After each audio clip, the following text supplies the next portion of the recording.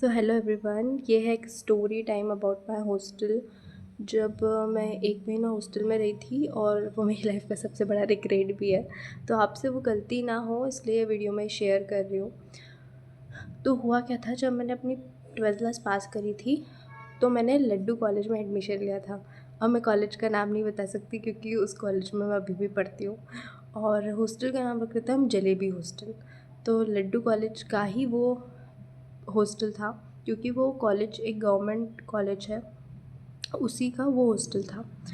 तो क्या हुआ था, जब हम फर्स्ट डे एडमिशन के लिए गए थे मुझे कोई आइडिया नहीं था कि रहना कहाँ पर है, क्या करना है, क्योंकि मुझे पता नहीं था कि मेरा एडमिशन हो भी जाएगा या नहीं। तो हुआ ये था कि जो फोर्थ राउंड CLC का फोर्थ राउंड हुआ था उसमें मैंने अप्लाई किया था सबसे लास्ट में, और लकीली मेरा नंबर उसमें आ गया था, मेरा नाम उस लिस्ट में आ गया था, कॉलेज के एडमिशन लिस्ट में। मेरा एडमिशन कॉलेज में हो चुका था उस दिन। फिर उसके बाद क्या हुआ था, क्योंकि अब मेरे पास रहने के लिए तो कोई जगह थी नहीं, इतना आइडिया था नहीं। तो उस दिन क्या हुआ था, मेरा भाई और मेरे पापा मेरे साथ में गए हुए थे। अब हुआ ये कि जैसे अपन लोग होता है कि वो कंप्यूटर पर ऑनलाइन फॉर्म वगैरह भरते हैं, ऐसा वो फॉर्म भरा रहे थे वहाँ पर। तो मैं अपना फॉर्म भरवा रही थी वहाँ बैठ कर के। फिर पापा ने मुझसे कहा कि मैं आता हूँ। फिर वो लाइक 1 घंटा समथिंग हो गया। फिर वो आए और उन्होंने कहा कि यहाँ पे ना पास में ही एक हॉस्टल है कॉलेज का, और कॉलेज का ही वो हॉस्टल है, बहुत पास है क्योंकि कॉलेज का जो हॉस्टल है कॉलेज की दीवार से लग कर ही है। तो पापा ने बोला कि वो अच्छा है, ऐसा है वैसा है, तो फिर ठीक है, मैंने मान लिया कि अच्छा है।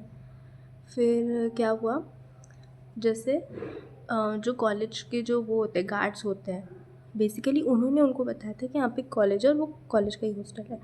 तो पापा वहाँ पे देखने गए थे, तो वो मुझे भी अपने साथ में, फिर जो मेरा एडमिशन प्रोसीजर था वो हमने पूरा कर लिया। उसके बाद में वो मुझे अपने साथ में वहाँ पर लेकर गए। मैं वहाँ पर गई तो क्योंकि वो उसी साल खुला था, उसी साल खुला हुआ वो हॉस्टल था, तो वहाँ पर अभी तक कोई रहने नहीं आया था। इट मीन्स कि हम लोग वो पहले इंसान थे जो वहाँ पे रहने जा रहे हैं, कॉलेज के वो गर्ल्स हॉस्टल में जो पहली बार खुला है वहाँ पर।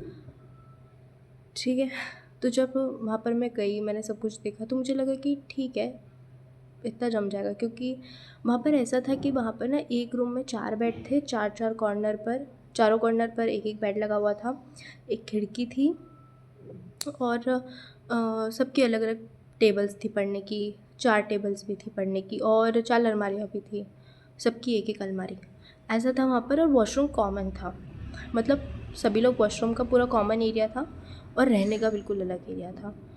तो मुझे लगा कि पापा ने कहा कि ये ठीक जगह है, और मतलब मैं भी 12th क्लास पास करके ही बाहर पहली बार ही गई थी, तो मैंने भी कभी सोचा नहीं कि, मुझे लगा कि ठीक ठाक जगह होगी, अच्छे लोग आएंगे, बात करने को मिलेगा, ठीक है कोई बात नहीं, रह लेंगे जैसा भी है, क्योंकि अभी तो ज़्यादा टाइम रहना नहीं है वहाँ पे फर्स्ट। और हाँ, वहाँ पर सिर्फ फर्स्ट ईयर के स्टूडेंट्स ही रह सकते थे, वहाँ पर सीनियर अभी नहीं रह सकते थे क्योंकि हम वो पहले थे, तो ऐसा था वहाँ पर, ये वाला सिस्टम था वहाँ पर।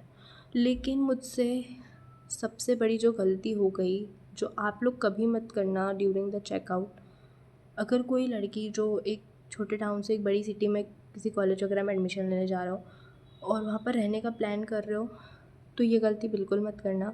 वहाँ पर सबसे पहले चेक करना कि वहाँ पर वाटर कूलर हो ताकि पानी पीने की व्यवस्था अच्छी हो, प्यूरीफायर हो, वाटर प्यूरीफायर। दूसरी चीज़, वहाँ पर गीज़र हो। तीसरा, वहाँ पर प्रॉपर लोग हो साफ़ सफाई करने के लिए। अब मेरे साथ में क्या हुआ, मैंने सिर्फ वो जगह देखी, मैंने ये चेकआउट नहीं किया कि वहाँ पर वाटर कूलर है या नहीं, गीज़र है या नहीं है, या फिर वहाँ पे कोई साफ़ सफाई करने वाला है या फिर नहीं है, या फिर टॉयलेट्स ठीक है या नहीं है। तो ये सब कुछ हो गया। उसके बाद में क्या हुआ, कुछ दिनों बाद में कॉलेज स्टार्ट हो गई, कॉलेज लगना स्टार्ट हो गई, एडमिशन लिस्ट के बाद में कॉलेज लगना स्टार्ट हो गई। तो मैं ऑफिशियली फिर उसके बाद में सारा सामान वगैरह लेकर के वहाँ पर रहने आ गई, वहाँ पर रहने आ गई। और पहले ही दिन मुझे सबसे बड़ा शॉक लगा। यूजुअली क्या होता है, जो दूसरे हॉस्टल होते हैं वहाँ पर जो गेट लगाने का टाइम होता है लास्ट 9 या 10 बजे का होता है, ठीक है।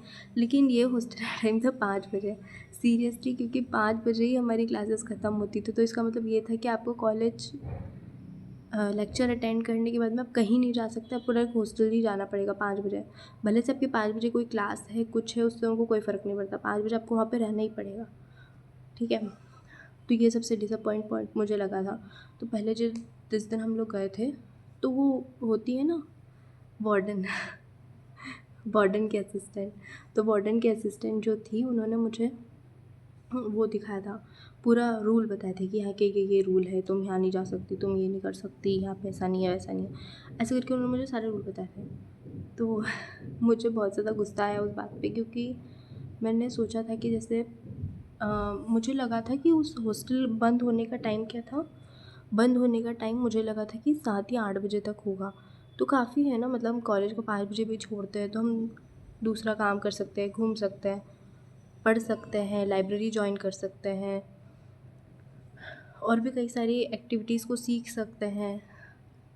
मुझे ये सब कुछ लगा था वहाँ पर, लेकिन बेसिकली वो मेरी लाइफ़ की सबसे बड़ी मिस्टेक थी, और ये सब कुछ समझना।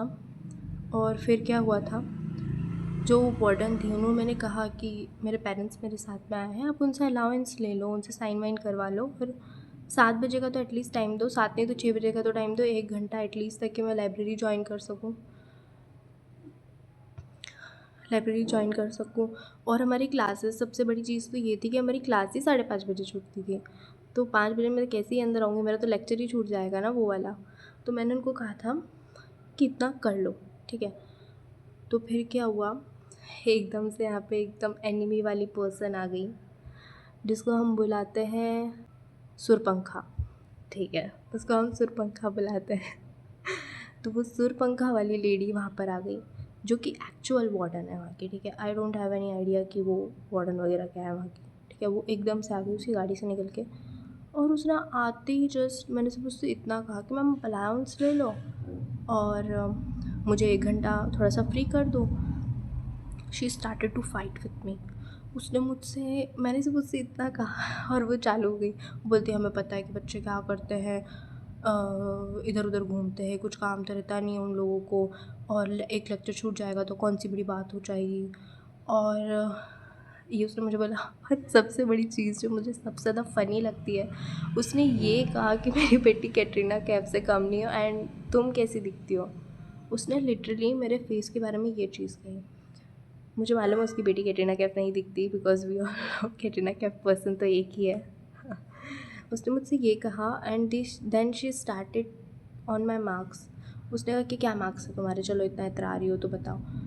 तो मैं वैसे भी हम्बिलिटी से ही बात करी थी, क्योंकि मुझे पता है कि यार वो टीचर है, तो गुस्सा तो मुझे बहुत आ रहा था वैसे, बट फिर भी मैंने हम्बिलिटी से बात करके उसको ये बात बोली कि मैम मेरे 75% आए थे, ऐसा मैंने उसको बोला 12th क्लास में। एंड देन शी स्टार्टेड कि मेरी बेटी के तो 90% आए थे, मेरी बेटी के तो 85% आए थे, मेरा बेटा भी कुछ कम नहीं है, मेरी बेटी भी कुछ कम नहीं है। शी स्टार्टेड टू कंपेयरिंग मी। और मैं एकदम सेंसिटिव टाइप की लड़की थी, मैंने कभी भी सोचा नहीं था कि वो मुझसे ये सब कुछ कहेगी, और कोई भी मुझे कुछ गलत बोल देता तो मुझे इंस्टेंट बुरा लग जाता है। तो मुझे पता नहीं कि मैं लड़ाई के बीच में मैं रोना स्टार्ट कर दिया मैंने। लिटरली मैं रो रही हूँ और वो वहाँ से चली गई। मेरा भाई मुझे चुप करवा रहा है मेरा भाई मुझे लिटरली चुप करवा रहा है, और जो मेरे पेरेंट्स हैं वो अंदर, मैडम उनको ले गई, वो जो सुरपंखा है वो उनको अंदर ले गई। लिटरली उसने मेरी इतनी बुराई कर दी मेरे पेरेंट्स के सामने, और उनसे ये लिखवा लिया कि अगर आपकी बेटी ने तो कुछ भी उल्टा सीधा काम किया, किसी को भड़काया, ऐसा करके उसने कुछ कुछ लिखवा लिया मेरे पेरेंट्स से, और पे साइन भी करवा ली। उसके बाद में मेरे पेरेंट्स तो वहाँ से चले गए वैसे, फिर उसके बाद मेरे पेरेंट्स वहाँ से चले गए। सारा सामान वगैरह हम लोग ऊपर, जो भी कमरा था मेरा, रूम नंबर 7 था मेरा, वहाँ पर मैं सारा सामान वगैरह जमा दिया। फिर उसके बाद में लिटरली उसी दिन मुझे ये बात पता चली कि ना वहाँ पर कोई गीज़र है, आपको लिटरली ठंड में भी ठंडे पानी से ही नहाना पड़ेगा।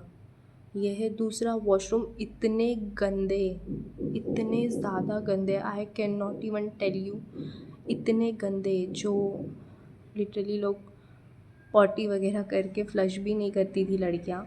और जो पैड्स वगैरह होते हैं ब्लड स्टेन वगैरह लगे हुए वो तक वो टॉयलेट में छोड़ देती थी। इतना गंदा एटमॉस्फेयर, लिटरली मुझे उल्टी आ जाती थी, इतना गंदा एटमॉस्फेयर वहाँ का था। ठीक है, इतना गंदा एटमॉस्फेयर वहाँ का था।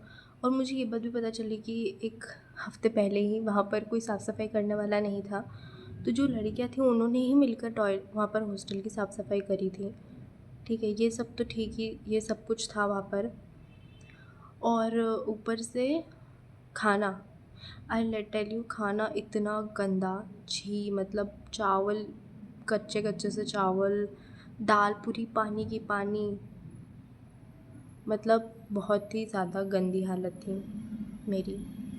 क्योंकि मुझे हमेशा से साफ़ टॉयलेट्स में जाने की आदत है, साफ़ सफाई की आदत है, तो मैंने कभी ये चीज़ एक्सपेक्ट नहीं करी थी। ठीक है, और फिर उसके बाद में क्या हुआ, जब मैंने जॉइन कर लिया उस दिन मैं कॉलेज गई। उसके अगले दिन से I started to feel depressed, क्योंकि यार वो क्या बोलते हैं, 5 बजे हम लोग जाते थे ना, सुबह से कॉलेज चले जाते थे, फिर 5 बजे छूटते थे, 5 बजे भाग भाग कर हॉस्टल आते थे। तो मैं एकदम डिप्रेस हो गई थी, क्योंकि यार एक इंसान का इंटरेक्शन ना सभी से होना चाहिए, आई मीन इंटरेक्शन, उसको जाना आना, ये सब कुछ होना चाहिए उसकी लाइफ में, तो उसका माइंड थोड़ा सा ठीक रहता है।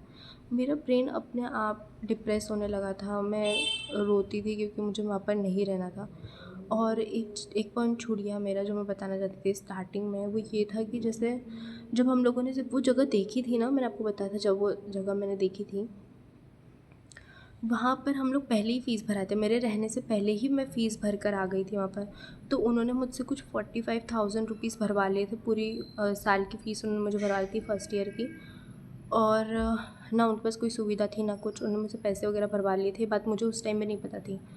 बाद में मुझे ये रियलाइज़ हुआ कि यार इन्होंने मुझसे इतने पैसे ले लिए, लाइक 45,000 रुपीज़ कम नहीं होते, उन्होंने मुझसे इतने पैसे ले लिए और उन्होंने फैसिलिटीज़ कुछ नहीं दी, ना पानी है गर्म, ना पीने का पानी ठीक से है, ना प्रॉपर साफ़ सफाई है। और क्योंकि मैं एक इंट्रोवर्टेड शाय लड़की थी, तो मैं पहली बार वहाँ पर गई थी, तो मैंने प्रोटेस्ट करने का भी नहीं सोचा। मैं बस दिन भर रोती थी लिटरली, कॉलेज से आकर भी मैं रोती थी। और कॉलेज सुबह जाने से पहले भी रोती थी, क्योंकि मुझे वहाँ पर नहीं रहना था, मुझे बहुत ही ज़्यादा बेकार फील होता था वहाँ पर। अब क्या हुआ, अब ये हुआ कि जैसे कुछ दिनों बाद जब मेरा भाई, क्योंकि मेरा भाई और मैं एक ही कॉलेज में पढ़ते हैं, लेकिन मेरा भाई अलग रहता है मेरे कज़न के साथ में, तो जो मेरा भाई है वो मेरा गेट पर वेट कर रहा था। ठीक है, तो मैं उससे मिलने गई थी, वो मेरा सगा ही भाई है, मुझसे बड़ा है। ठीक है, मैं उससे ही मिलने गई थी, वहाँ पर उससे ही बात कर रही थी वहाँ बैठ कर के। तो पता नहीं वार्डन आई कॉलेज के गेट पे, वो उसकी गाड़ी से उतरी, उसने मुझे देखा, मेरे भाई को देखा, और वो जो गेट पर सिक्योरिटी गार्ड है वो उसको ये बोल के गई कि इसको देखती हूँ मैं, इसको बताती हूँ मैं। She literally said this line to me. उसके जाने के बाद में सिक्योरिटी गार्ड मेरे पास आता है, और सिक्योरिटी गार्ड बोलते हैं कि क्या हो गया, किसके साथ बैठे हो आप। तो मैंने बोला कि ये तो मेरा ब्रदर है, मुझसे बड़ा है। तो फिर वो बोला अच्छा ठीक है, मैडम तो ऐसा बोल के गई कि देख लूँगी आपको, ऐसा करके। और मतलब मुझे लगा कि ये क्या है, मैं तो उसके साथ ही बैठी हूँ, ये कौन सी बात हुई यार, दिस इज़ नॉट गुड। मैंने ये बात मेरे पेरेंट्स को भी बताई, लेकिन मेरे पेरेंट्स ने कहा कि पैसे वगैरह भर दिया है तो तुमको वहीं रहना पड़ेगा। लेकिन मैंने नाजायज़, मतलब बहुत ज़्यादा कोशिश करी वहाँ से निकलने की। मैंने वार्डन को बोला कि मेरे पेरेंट्स से बात कर लो, क्योंकि लिटरली मुझे मेरे पापा से बहुत ज़्यादा डर लगता है। तो मैंने वो, जैसे ही पापा का हर दिन कॉल आता था, मुझे अभी भी याद है, हर दिन कॉल आता था, तो मैं डायरेक्ट रोना चालू कर देती थी, क्योंकि मेरा मेंटल डिप्रेशन इतना गंदा हो चुका था। मतलब मेरे को हर बात पे रोना आ जाता था उस टाइम पर। तो मैंने उनको कहा कि आप बात कर लो, आप बोल दो उनको, ऐसा बोला मैंने। फिर उसके बाद में मैं यहाँ तक कि प्रिंसिपल ऑफिस भी पहुँच गई पैसे वापस लेने के लिए। मुझे लगा था कि वो लोग मेरे पैसे लौटा देंगे कैसे भी। वैसे तो जो पॉलिसी होती है उस पे लिखा था कि आप पैसे आपको वापस नहीं मिलेंगे, ठीक है। तो हुआ ये था कि मैं पहुंच गई थी प्रिंसिपल ऑफिस। फिर प्रिंसिपल ऑफिस में मैंने बात करी, उनको बताया कि सर गीज़र वगैरह कुछ भी नहीं है वहाँ पर, कैसे रहेंगे ये वो। तो उन्होंने बोला कि जाकर वार्डन से बात करो, आई डोंट नो पैसे वगैरह का क्या है, वो बता देंगी। और फिर मुझे लगा कि मैं सब कुछ हार गई हूँ, मेरे से नहीं हो पाएगा। मैंने खाना खाना छोड़ दिया था क्योंकि खाना मुझे अच्छा नहीं लगता था। मुझे हाइजीनिक खाने खाने की आदत थी हमेशा से। वहाँ का एकदम गंदा माहौल देखकर मुझे खाना खाने मन नहीं करता था। तो लिटरली मैंने 15 दिन नोट किया जाए इस बात को, मैंने 15 डेज़ तक खाना नहीं खाया। मैं सुबह भी कुछ नहीं खाती थी और शाम को भी कुछ नहीं खाती थी। तो मैं बहुत ज़्यादा डिप्रेस भी हो गई थी, मेरी बॉडी भी गिव अप कर रही थी। सीढ़ियाँ चढ़ना मुझे पहाड़ चढ़ने जैसा लग रहा था। फिर उसके बाद में मैंने मेरे पेरेंट्स को बहुत कन्विंस किया, बहुत बहुत ज़्यादा कन्विंस किया। और फिर जो मेरी बुआ हैं जो इंदौर में रहते हैं, मैंने उनको बताया कि ऐसा ऐसा। फिर जो मेरी बुआ है उनसे मैंने रिक्वेस्ट करी कि वो पापा को समझाए, और फिर उन्होंने पापा को समझाया। सभी लोगों ने मिल के पापा को समझाया और फिर वो मुझे लेने के लिए आ गए थे, मम्मी और पापा दोनों मुझे उस हॉस्टल से निकालने के लिए। और फिर क्या हुआ था, मुझे निकालने के लिए वो लोग आ गए थे। और ऐसा होता है ना, जो हम लोग एडवांस में जो पैसे जमा करते हैं, जैसे 45,000 है, ठीक है, तो उसमें से जो 5,000 है वो एडवांस का अमाउंट है। और क्योंकि मैं वहाँ पर 1 मंथ रही थी उस जगह को छोड़ने से पहले, तो उसका 5,000 है, ठीक है। तो उन्होंने जो मेरे 45,000 रुपीज़ भरे थे उसमें से उन्होंने 10,000 रुपये रख लिए। उन्होंने मेरे एडवांस के पैसे भी नहीं लौटाए, वो 5,000 रुपये भी उन्होंने ही रख लिया।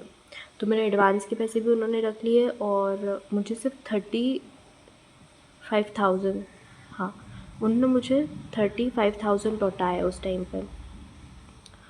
तो ये एक छोटा सा वीडियो था। इसका मॉरल मैं यही बताना चाहती हूँ कि अगर आप कोई स्मॉल टाउन गर्ल हो जो एक छोटी सी जगह एक बड़े शहर में जा रहे हो या फिर पढ़ने के लिए कहीं भी जा रहे हो, तो सबसे पहले तो वहाँ का एटमॉस्फेयर देखो। दूसरी चीज़, वहाँ पर रहने के लिए एक प्रॉपर व्यवस्था देखो, और हो सके तो हॉस्टल वगैरह में मत रहो।